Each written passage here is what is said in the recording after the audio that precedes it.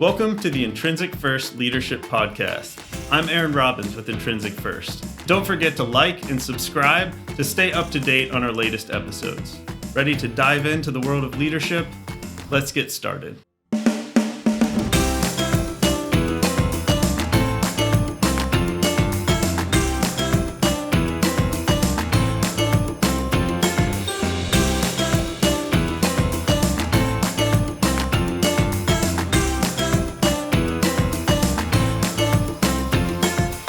Welcome, everybody, to our Intrinsic First Leadership Podcast. We have another guest speaker today, Mr. Adam Schilling, Dr. Adam Schilling, sorry. And he is the author of a book, Be Your Advocate, which is a great book. I just finished it. I did the Audible version. Right on. And so there's a lot of good stuff in there that I think we're really interested to talk to you about. And so, yeah, I'm looking forward to jumping in. So why don't we start out? Maybe you can just kind of introduce yourself and talk a little about your book and what you do and your practice and all of that. Sure. So, yeah, my name's Adam Schilling. I've been in private practice as a positive psychology and relationship coach since 2017. Before that, I entered the field of mental and emotional health in 2011, thinking that I wanted to be a traditional therapist. Over the years, what that turned into was a path more geared towards recovery coaching in the field of addiction treatment, which I still do, but now that has also evolved into this more positive psychology and relationship coaching realm, which includes recovery coaching and addiction treatment. And before 2011, I was an elementary school teacher in South Central LA. So I've been developing curriculum and trying to find new creative ideas to teach people innovative ideas for my whole adult life. So I love this kind of stuff, and I love talking about this stuff, and I love helping people understand how to teach themselves to feel better, think better, and behave in better, more constructive ways. Yeah, awesome. So we first met. I found you on through LinkedIn for one of the studies we were doing on positive psychology practitioners. Would you be open to sharing some of your kind of history of how you got into this role and some of the stuff maybe from your book that you talked about, just to kind of set some context? Because I thought the story, is powerful stuff. Yeah, so I initially was trained through a certified sex addiction treatment course early on in my career. And again, thinking that I wanted to be a traditional therapist. And through the years, my coaching background, or my teaching background led to be more of a coach and helping people learn skills, tools, and information as opposed to more traditional therapeutic methods. But what I was seeing too is through the years that I was seeing clients for a long period of time. So I was working in an intensive outpatient program where I wasn't just seeing clients, for an hour at a time or an hour a week or an hour every other week. I was seeing clients potentially up to 20 hours a week. So I was spending a lot of time with these people. And what I was seeing, what I was hearing, what I was learning was that, the label of addiction, specifically sex addiction, but the label of addiction was so dark and heavy and loaded and shameful. And these people were holding all this emotion as they're moving through their program. Spending so much time with these people, though, what I learned over the years was that the people that I was working with were kind and loving and generous and beautiful people who had done awful things. So there's no excusing the behavior. But these were not people who needed to be told that they're defective, there's something wrong with them, and they're going to be forever harnessed with some label that's some death sentence. That was not my experience at all with the people that I was experiencing and working with. So again, this took time, took a few years. And in 2016, I was encouraged by my boss at the time to get a little more specialized in this field as a recovery coach. And so I entered into a year-long positive psychology certification course through the Holbing Institute. And it really started to help shape what I was already feeling with people, that so addiction is not just some, again, death sentence. It doesn't have to be seen as a disease. I honestly actually don't see it as a disease now. I can see how it can be seen as that, but I don't conceptualize it as a disease.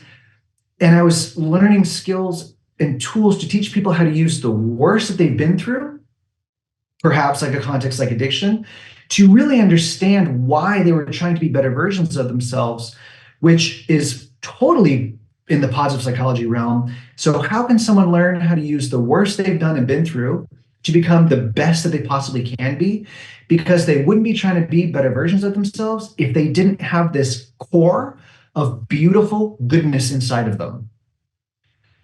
Teaching people how to find that and then choose values and motivation to come home to that part of them is something that I am passionate about and is such a driving force. We all have that. Well, I think a small percentage of the population actually doesn't have that core, yeah.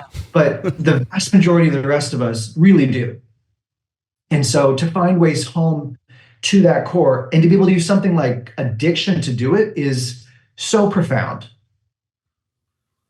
Yeah. So yeah. No, that's awesome. So, and we're one of the big things we do with our leadership stuff is helping leaders understand themselves.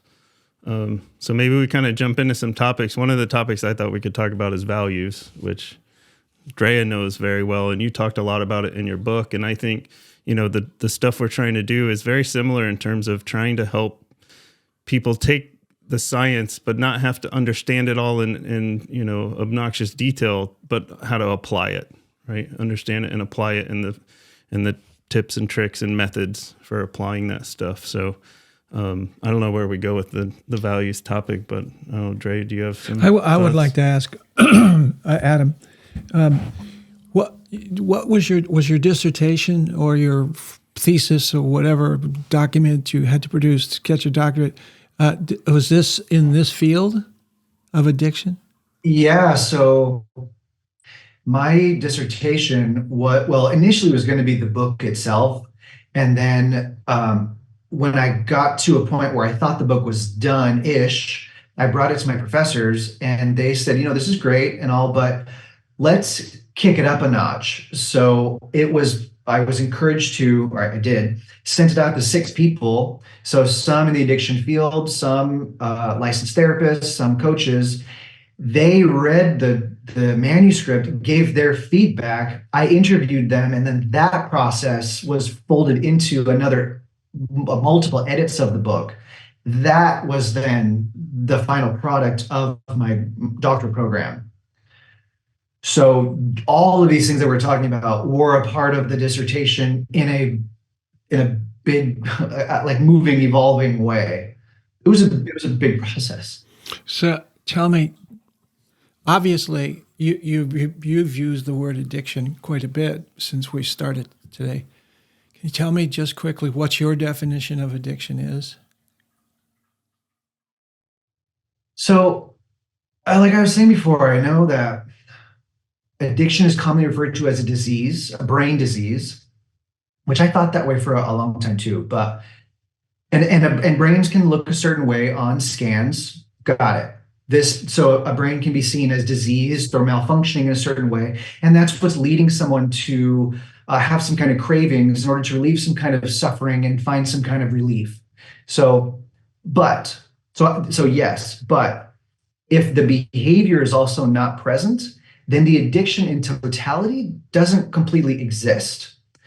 So addiction is the act of addiction is attempting or engaging in some kind of behavior or using a substance to try to feel a certain way. So that feeling can be some kind of high, but it can also be some kind of relief. So if we look at it, I'm giving you a long answer, because if we look at it on another layer, it's a person's relationship to how they feel or their emotions themselves. Because you and I could be doing the same behavior. We could call yours addiction, we call mine not. It depends on the intention behind what's going on. And oftentimes too, someone will engage in a substance or behavior, and then that behavior is off and running in an addictive way because what the emotion is that person is actually engaging in are deeper forces that they haven't yet to resolve or understand. Whereas someone else might engage in the same behavior and go, oof, wow, that was intense. I don't need to do that anymore. For whatever reason, they don't have that energy that needs to be understood and resolved, like some other person who is just off and running has. So it's all about, this is the long answer, it's all about a person's relationship to their emotional selves, which may or may not look like a brain that has parts of it that are seemingly malfunctioning or causing more intense behavior systems. You keep mentioning the idea of the brain. I take it that you use that in a very specific way. It doesn't look like a brain that's what I just heard you say. Is that right? Did I get that right? Yeah, so there are scans, I'm not sure the exact scans, MRIs or CAT scans that can show parts of brains that have been that have deteriorated because of a stroke or drug use or abuse or head trauma. And so those parts of the brain can lead someone to be more impulsive, to have more risk seeking behavior, to have less understanding of consequences of their behavior. So all of those types of damage to a person's brain can contribute to them taking more extreme actions, which look like addictive behaviors. Which look like addictive behaviors. Is that what you're saying? Yeah, which contribute to. So I have a question. So I think I know the answer, but I'm going to ask it in a different way, because you've given us two different definitions for addiction, which really creates the foundation for how you want to treat this addiction, right? And so the most common that I think most people know is like the 12 steps, right, for alcoholism. How does your methods that you present, in your book, and how does those differ from 12 steps, just from your perspective? Yeah, so that's a big question. So you gave me like a 50,000-foot level question or answer. That's okay, because I don't want to. Yeah. The 12 steps are great. 12 steps allow someone to slow down, focus, be in the presence of others who have a sense of knowingness about them, allow a state of connection, which a person may or may not have ever felt, allow a person to understand, and in that process of understanding connection, also understand the amount of shame or disconnection they've been feeling, which is contributing to addictive behaviors. So the steps allow someone to self-reflect, apologize if necessary, give back, understand where their stories come from, which I do a lot of that work in my practice too. Where my practice differs from 12 steps, though, is that I vehemently do not believe that anyone is defective. And I just don't. I've had years of experience with seeing people. So what someone does is not who they are. Right. That doesn't, and again, like I was saying before, someone who's trying to live a better life, what's defective about that? Someone's behaviors may have been atrocious behaviors. The second they decide to find some other part of them to come home to and to live a better life, that shows that they are not their behaviors. That's not who they are. That's not defective. That's misguided. I think what I'm getting, I love that. I love that about your book and in your philosophy in that regard, because what I had a hard time with 12 steps is that you never shed the label. You're always an alcoholic. And so when I was listening, I did the audio and I listened to your book, and I got the sense that you're creating space for your clients to where their behavior there's space between their behavior and who they are as a person and the values that they live. And 100%. I really did appreciate that from just you sharing that with us, and I thought that was really a poignant point to make to everybody in the difference, because I subscribe to your side of the fence. Sounds Thank great. you.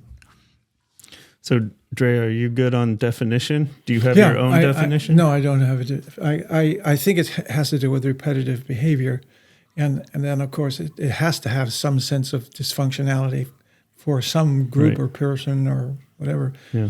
And I'm not trying to make much of it other than to say that addiction is repetitive behavior. Yeah. And it's sometimes the behavior is warranted and sometimes it's not, in social ways. But yeah, I hope that doesn't conflict with some of the things that you were trying to get at or want to get at later on today. Yeah, well, it might not be as repetitive.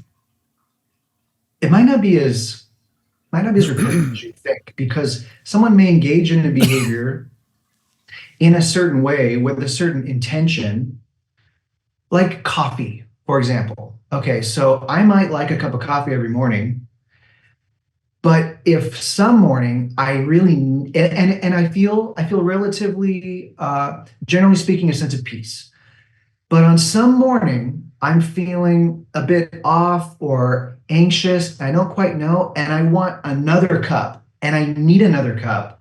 And I'm not going to tell you that I want to get another cup. I'm just going to go get it on my own, and then I'm going to go do some kind of secretive, kind of shamey behavior about it. That's more addictive energy. That's a person not dealing with what's actually going on emotionally inside of them, even though the behavior looks similar to other behavior that they might have engaged in. So addiction can't. It's 11:30. That's amazing. What happened? He said He froze. Give it 7 seconds. 7 seconds. He said at a half hour it'll freeze. His internet just kicks out. I should let you guys know too, for some reason, right around the half hour mark, my internet likes to just pause for about 7 seconds. So I don't know what's going on there, but it's been doing that for the last couple of weeks. So we should take a picture. There we go. There you're back. that was Doc. right on the dot. I don't know what it is. It's very addictive to, isn't it? I almost want to just leave all that in and not cut it out. That's amazing. Maybe that could be an example of what he means by addictive. Yeah. Yeah. So sorry, go ahead. So you were talking the coffee, and it's you go. I don't know exactly where it cut, but I don't either. So my point of this is, you might have a behavior that looks similar on one level, but then on a specific day when there are other energetic and emotional forces going, that behavior could look a lot more different and secretive and have different kind of energy behind it. Mm-hmm. Now, this looks a lot more intense when it's something like heroin or meth or prostitutes or something, but it's ultimately the energy behind the behavior that is the thing to look at. Is it the intent, like the intent of the behavior, maybe?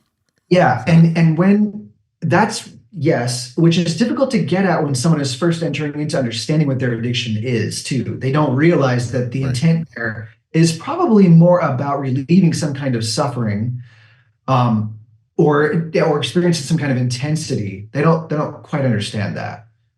It's more about the pursuit of the thrill at that point. Sure. I mean, a lot of people come into therapy or to get help with a coach. They don't. I get a sense that they don't really understand themselves either. So there's a lot of discovery for them to figure out. Yeah. Let alone to figure out why they're doing what they're doing. So I always thought addiction had to do with a sense of control as well, right? If you're doing it on your own volition, like if you're going for that second cup of coffee because you're conscious about it, you're making that decision, you know it's fully under your control, as opposed to I can't not have this no matter how I feel about it or think about it. I just got to do it. And I guess that's where maybe what you're talking about, the shame comes in, is because you feel out of control. I don't know what your thoughts are on that. Well, somebody with more self-awareness can absolutely be aware of, you know what, I'm going to go get heroin right now. And I know that that I'm wanting to mask something that's going on inside of me. I've done some work. I recognize that this energy is darker energy and I still want it. And I know that I'm actively engaging in addiction. That's possible. Adam, I've been doing a lot of work in work passion. And the literature takes us into two types of passion: harmonious passion and obsessive passion. And in both cases, one could be doing a behavior, you could be obsessive about it, or you could be harmonious about it. One is never mind what the behavior is that I might be passionate about, but it is one. It seems less long-term productive. Would be less long-term productive for this person. You can't maintain an obsessive passion. It ultimately hurts the one mentally or people around them. Never mind what the behavior he's passionate or she's passionate about. But it does lead to different forms of motivation or different states. I'm going to call it states of motivation. One could be obsessive, be passionate about it because, and one of the characteristics of obsessive passion is that you ultimately put aside the healthy behaviors that you could be doing, and you substitute that by an obsessive behavior, which ultimately cannot be maintained or and cannot be ultimately sustaining to anything later in the future for your behaviors. Well, and I would add to that, I agree with everything that you're saying, and I would add to that too that an obsessive passion is probably driven by shame or fear or some darker energies in there too, of how someone doesn't want to be seen, for example. So yeah, there's too much energy being exerted to do the thing versus a harmonious one, like you're saying, which is more from a place of life-giving energy. So going a little bit further within the distinction in this literature, it implies that the harmonious passion, a person, is capable of breaking set and not doing the behavior called passion or whatever they're concerned. And so they can break set and put aside some of the energy they're extending on that quote thing, passion, the specific passion, and break set, get away from it, do things that are also important for their life. So they eat better, they do this, so they do that. So it's now guilt. When you start talking about guilt or shame, and by the way, guilt and shame are different in the literature from what I know. One is more a social press, and the other is more of an internal press. But coming back to the idea again, when we start talking about addiction, that's why I came back and said it implies for me a repetitive behavior. That's one of the major characteristics of addiction. Now, the other thing we haven't mentioned yet is the difference between somatic addiction. When you get addicted to heroin, your body craves it. That's what I mean by somatic addiction. Somatic meaning the cellular. So like physiological. Yes, physiological. Versus psychological. Versus a different form of addiction that you might have in your mind, or is also including that. So the question of addiction for you has a characteristic of guilt or shame, use the word you used, and that shame is a cognitive operation, not a somatic adherence. Am I saying? Does that make sense in your Almost. mind and your model? Yes. Can you? I'm looking for a little clarity though. So when you say somatic, you're saying physiological. So when I don't have the substance or I'm not doing the behavior, I have a physiological response. Yes, withdrawal. We could call it if you something like that. But it's definitely a change in the somatic feeling of the being or the body function. So then you layered in it or infused in it. In your explanation, it has usually something like shame, or I'll leave guilt out for it because you use shame, and that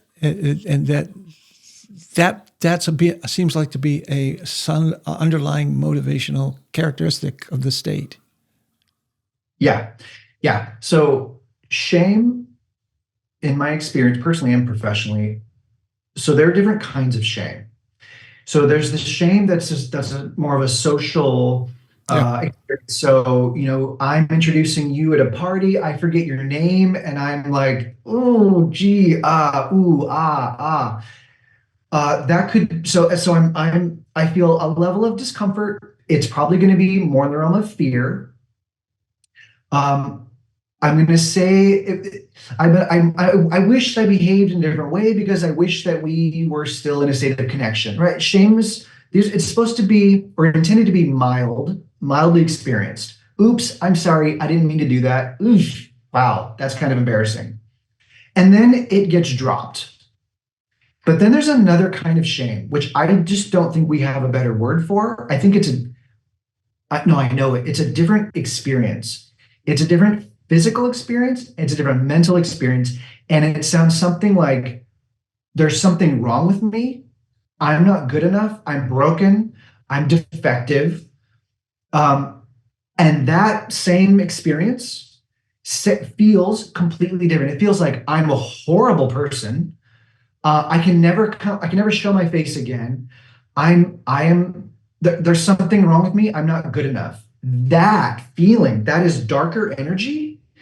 In the book, I call it shadow energy. That, when someone feels that's going to make someone want to go do something or put something in their body to not feel that. That right there is deep fuel for addictive behavior.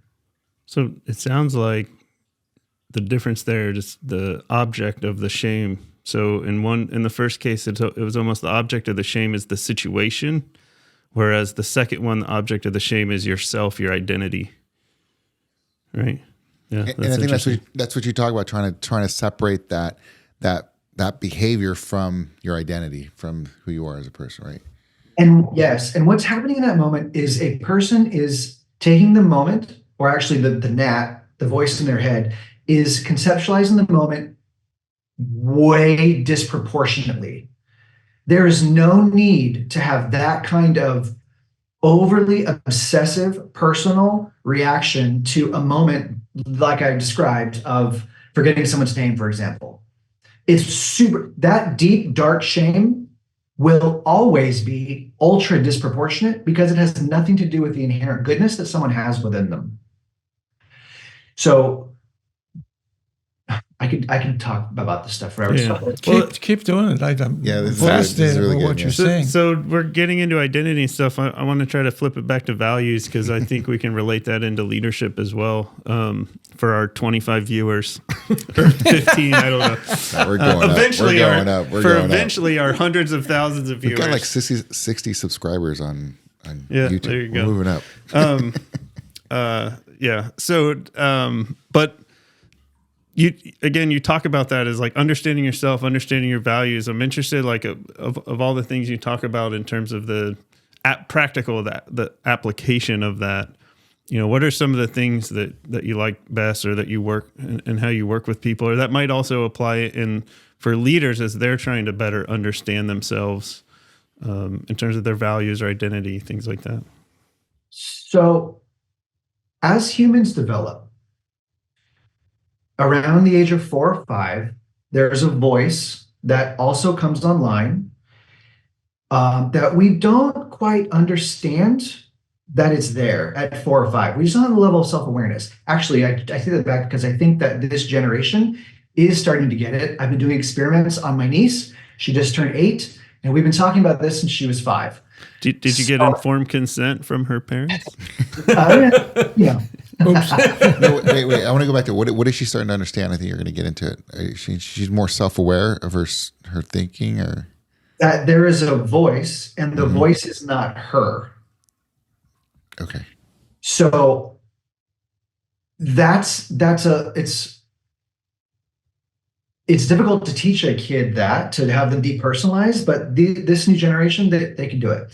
So what happens though is before we fully know how to conceptualize ourselves, that voice in there is starting to make all kinds of, it's starting to create narratives about the world, right? But what happens is, because we don't have all the information, about who we are and why people would say things or do things, especially when it comes to things like divorce or getting bullied or big stuff, failing a test.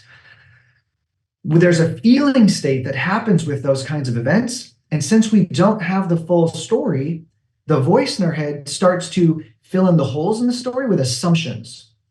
So I feel a certain way, and I don't know what that feeling is. Since I feel a certain way and don't have all the information, what the mind does is say, well, then that feeling must be about me. Kids are inherently egocentric. So the reason that I feel less than or scared or terrified must be because there's something wrong with me.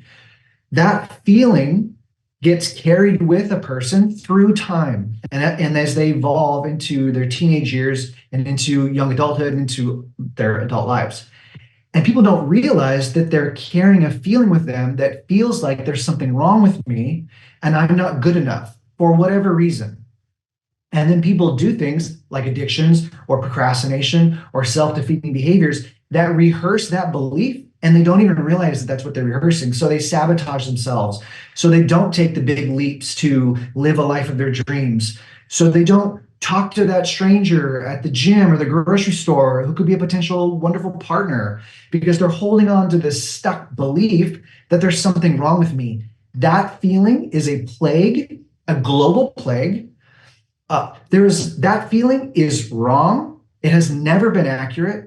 And once a person realizes that they're holding on to that limiting belief, they can start to crack through what that thing even is that keeps us stuck, small, and afraid, the voice, the gnat, and they can start to see really what they're capable of, which is to be able to create beautiful lives for themselves. I totally forget what your question was. No, I want to follow on if I could, because from a practitioner's perspective, from a leader's perspective, I'm kind of curious to know, because you're talking about 8-year-olds, but I think it applies to adults as well. Yeah. So my background is with youth sports, and so teaching kids self-talk and identifying negative thought patterns, the NAT, and how to reframe. I think from your perspective, when you get somebody in front of you who's dealing with the NAT, I'm just kind of curious what your steps are to. I read the book, but how do you advise a leader how to draw that out of somebody to eventually identify their values, right? To be able to understand what their self-talk is. I think. Can I just get in here a bit? Sure. In your definition, Adam,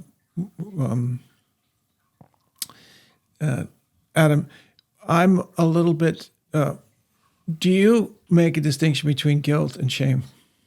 Yes. What is the difference for you? Would be so. I get this from Brene Brown's work. So guilt is more about behavior and how they feel about what they've done. Shame is more about what I think you think about me. It's more of a social gauge, really. So, it bleeds into embarrassment too. Okay, stop just right there, because that's where I'm at. I would have defined shame as a public. It's a gestalt that we all grow up in, trying to understand what the implied behaviors are, or what others want us to do. So. So okay. So shame is that I lose. I don't like myself as a result of how I interpret myself in relation to what other people want me to do. And so that for me, and your, as I heard you describe your description of some of the things, phenomenon that happens, is that people can believe that they are not good enough, or they can't do those things. They become, they learned capacity to be dysfunctional. They believe about what they're doing is dysfunctional, and it probably can be, depending upon the context of what we're talking about. What I'm trying to distill from what you're saying is that, if I have I'm not getting at it well, but I thought you were saying people can have self-concepts which are debilitating to them, or what you called their confidence in themselves, or something like that. And the question is, where did that come from? Did it come from an experience that can be dispelled, or can be I believe I'm okay, I'll give you an example. I can't dance. I don't dance. All right. Now that's a position. Here we go. Anyway, the point is, I didn't know that. that we incapacitate ourselves, or I incapacitate myself because of my belief in what I can do or can't do. But it's not moral. It's not. There's no morality in that. It's just my self-concept is coming. My persona of who I am is coming out of my own belief in myself, and I don't need anybody else to say that's true or false. And so when you start talking about addictions, are some of those addictions or some of those beliefs about themselves, or is it coming from a direct bombardment of from how they came to form that? It's like, is it conditioned? Is that what you mean? Yes. Well, any thought that is something like there's something wrong with me is a condition, because there's nothing wrong with anybody. No, is a condition. But let's stay with an addiction. You're saying, what happens now if I have that condition and start then therefore doing things that are connected with that? Yes. Well, and that is why I talk about in the book too, how I consider addiction exactly that, a condition versus a disease, for example.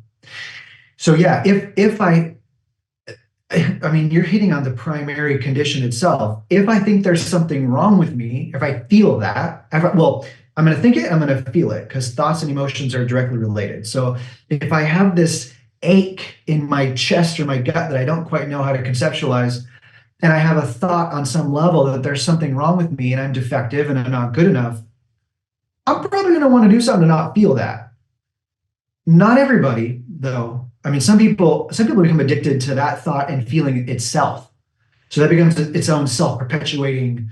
I'm living this victim perspective. I don't know how to get out of that, and I'm now defining myself by that. But an addictive behavior or substance, it's going to be common to engage in an addictive behavior or substance to try to quench that feeling. So it's a coping mechanism in some ways for that sentencing that you have in your head, or the person has in their head. And the addiction is the reflection of that, or a consequence of that belief. A manifestation of it, sure. Okay, manifestation of it. Yeah. The coping strategy is the breadcrumb that leads back to the emotion. And that's why I was saying earlier, it's the relationship that someone has to their emotional selves that is the actual nuts and bolts of the addictive behavior. Mm-hmm. So as a remedy for that, what are you saying would be some of the things might be possible? It's a really good question. First and foremost, to teach someone that they are not their thoughts. Second, teach someone that they are not their emotions. That is a lifelong practice, because part of being a person is that we have the ability to observe, and then we get lost in the ocean again. So we can come out of the ocean, we come back into the ocean, come out of the ocean, come back. Some people spend their whole lives in the ocean and don't realize that they are just their thoughts and their feelings, and they're just swept away by that reality. But some of us, I'd like to think that I'm included in that us, or have the ability to come out of the ocean, see this for what it is, before you get sucked back into it in the unconscious. So part of the remedy is to be able to teach people that they're not their thoughts, they're not their emotions, they're definitely not defined by their behavior, which is just a thought anyway. identify where those assumptions came from that are leading them to think that there's something wrong with them and that they would need to do something or put something in their body to then not feel that, express that narrative, understand where that came from as much as possible, which you can't ever fully get to. Like, oh, on that day at that time, I created that assumption and then that feeling was born in my body. You can get close, but you can't really get there because all of it is memory and energy anyway. There's no ticker tape in your head that's going that says, oh, there's the exact point when I realized that I'm a terrible person. So the more that you can teach someone how to interact with their thoughts and emotions, though, in these more constructive, positive ways, that is the remedy. Because then once someone has those tools on board, there's no need to engage in something so intensely. There's no need to avoid the consequences that come from addictive behavior. There's no need to be so secretive. There's no need to be so hate-filled. There's just no need, because that core goodness becomes more illuminated for everybody.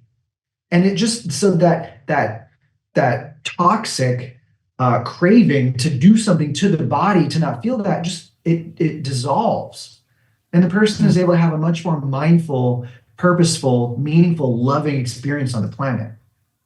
And the addiction does dissolve. But those parts never go away. So the addiction can pop up. It's a person's ability to be able to maintain those parts effectively that is the key long term. It seems like there's a fine line between the belief that your emotions and thoughts are not you versus your emotions and thoughts are not permanent. Yeah, that you can change them, right? So maybe, I don't know, I was just, as you were talking, I was thinking that, well, maybe my emotions and thoughts is who I am now, but that doesn't mean that that's who I am all the time, and that I can change and that I can, change those things over time. And it's almost getting into like growth mindset type of perspective at a very deep level. But I don't know if you have thoughts on that, but that's what was in my head. Part of what I've written about is that there is a sense of persona, and that is been used in psychological literature as a mask. It's really taught to be a mask of a self that you represent to the outside world, and that the source of the persona can come from obviously people that are around you. There's the person that you sense other people want from you. There's the self that you want to be, but you're not, and then there's the self that you so you have the self think you are. Yeah, you think you are. So there's a triad. A bunch of possibilities for the source of the inner argument / dialogue that coming from. And so I try to get people, especially when I'm working with managers, for them to look at the self that they want to be, because that often is the one that gets put behind themselves, puts on the last, given the last priority. Yeah. Look at the self that you're being asked to be in the environment or from the people that are significant to you and so forth, and then who the self is that you think you are, because that's the belief: I can't do it, or I can't be that. And so there's some sources of the dialogue that we try to get people to look at as they begin to say, well, I can change. I can be who, which is less friction producing for everybody, including myself. And yes, and if you can take people a step further to really identify that any of those things that you just described are still the voice. It's just the station that the voice is tuned to. If there's a belief in there on some level that there's something wrong with me, they're going to have a real tough time being able to access a part of them that is able to say, that a wiser part of them that can bring forward a more optimal self. So, but yeah, so if someone can really understand that that's none of those things are who they are, then the deeper work to go, okay, well then who can I be excellent right now? Huh. I've never let myself even think about that because I've got this other belief that I've been lugging around my whole life that I'm telling myself that I'm horrible. So any of those options that you just described are available, but that person's really got to get in there and detach from the association of thinking itself. Then it is self. Is that what you said? Or you're saying that they attach their beliefs to themselves, right? To their identity, right? And that's what they got to detach. Is that? Yeah. So it's not just choosing which mask or which identity to bring forward. It's being able to recognize that they're all available. But it's going to be real hard to choose one if there's an underlying one that says I'm not good enough. That's gonna knock out all of them. Yeah, I mean, the ideal state is to have all those three questions aligned to be the same. Or have them understood as functional or dysfunctional given the requisite of the environment itself at one point in time. Right. Yeah. So again, it's temporary, it's not permanent. That's the idea is that your behavior can change over time depending on the situation you're in or where you're exposed to. The other thing I've been thinking from my experience, there's one in particular, but there's quite a few people that I've led where they have issues with their self-esteem, right? And it gets into getting into motivation, which, the harmonious obsessive passion is directly related to self-determination theory, where harmonious is a very controlled motivation, external, where harmonious is autonomous. Obsessive is controlled, and harmonious is autonomous, intrinsic type of motivation. But where I've seen is that people struggle to get the validation, to be able to self-validate, to feel good about themselves, and they need that external. I need somebody to tell me that I'm good, or I need the award, or, and I don't know, it all relates in, right? The needs, the values, so I don't know how that might kind of related in. Obviously, that's not getting necessarily into addiction. We're not necessarily talking about. It is. There's it can be. Sure. Adam, have you familiar with Richard Ryan and Edward Desi's work on self-determination? I was reading up on the theory, but I'm not familiar with their work specifically. It seems to me like you're going to have some. If you go there, you're going to get some really interesting and confirming ideas about the things that you just said today, up to this point, because it's really getting people to understand what motivates them. I don't like to say it that way. Why they do what they do. Why they do what they do is the best way to say it. In fact, there's a good book called "Why They Do What They Do." Yeah. So Richard Ryan and Edward Deci were essentially the founders of self-determination theory. They created it. And it talks about they have a core belief, idea that there are certain psychological nutriments to health or to life, and that's a sense of competence, a sense of autonomy, and a sense of connectedness with others. And those three basic psychological needs, what they're calling it. And they start with the idea that you have to separate some of these needs from that which are chemical or physiological, like thirst and sex and food, those kinds of things, and get to other things that also drive, and I don't like the word drive because that's cellular connected, but it's what seems to spur certain intents to act. I'll put it that way. And so, and if there's a lot of therapy having to do with addiction, and a lot of really fine physiological studies, which for me have a great deal of reality to them as to why people do what they do and what that means. And it's paralleling what you're saying. They may be different vocabulary.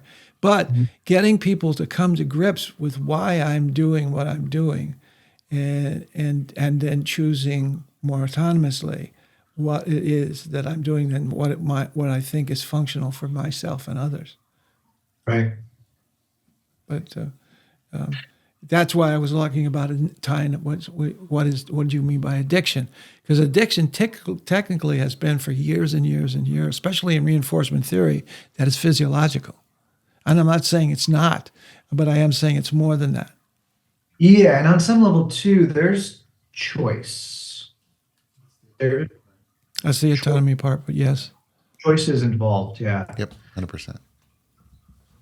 Actually have to scoot. Okay. Oh, You can't. no. That's good. Yeah, we're at the hour. Go ahead, so go ahead. Yeah. Do you have a joke by chance? A dad joke, maybe? We always like to try to end our podcast with a joke. Drea's got a bunch. Let's see if Adam. Make like a tree and leave.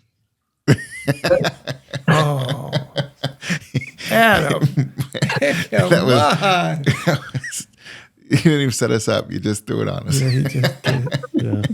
Man, I feel like we should have a second, part 2 of this because we're just. I feel like we're just getting started. Yeah, I really wanted to jump into a lot of this, and I'm really big. Like I said, I focus on youth performance, athletes, students, and so I know you have a background in that. So maybe at some other time in the future, get together and talk more about that.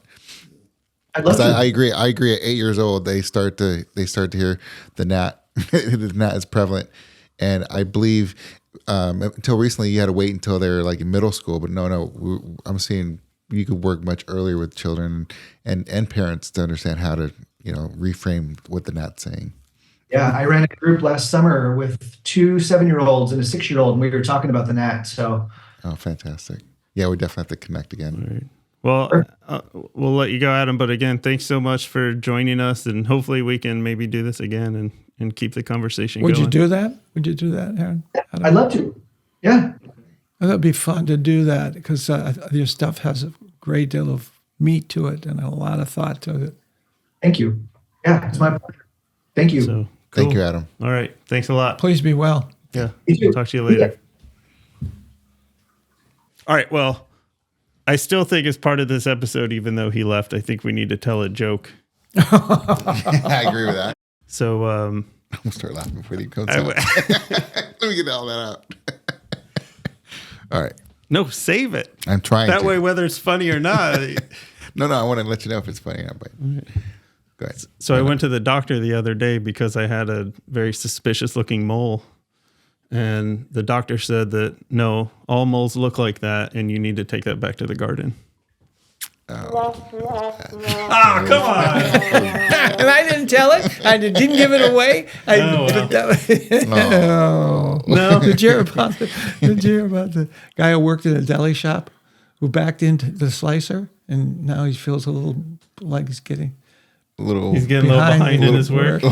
Yeah, I get the visual's great on that one. So I bought the sweater that I bought. It was picking up static electricity, so I returned it to the store, and they gave me another one free of charge. That was good. Oh, I like that one. I like that. He laughed. That was good. Honestly, I was surprised that he did. Oh, I got it. That was great. That was good. Okay.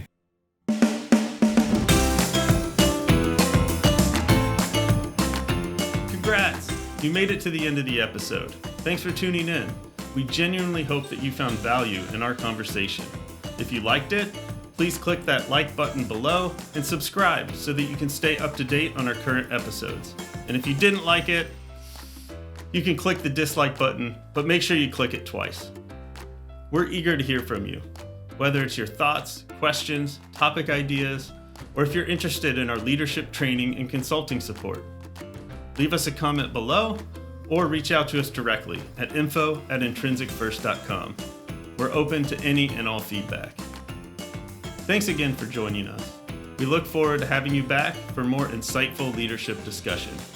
Until next time.